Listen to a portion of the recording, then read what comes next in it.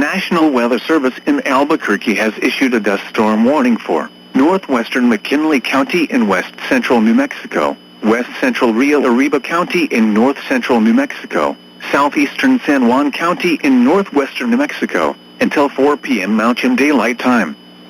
At 1:57 p.m. Mountain Daylight Time, a dust storm was 7 miles north of Lake Valley, or 34 miles north of Crown Point, and is nearly stationary.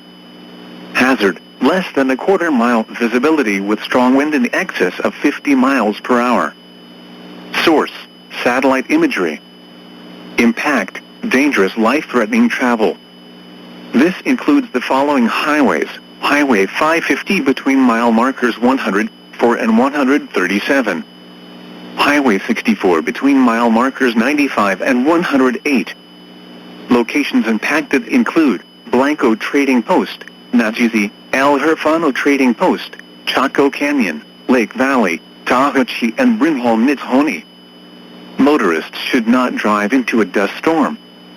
Pull aside, stay alive. To report severe weather, contact the National Weather Service, or your nearest law enforcement agency, who will relay your report to the National Weather Service office in Albuquerque.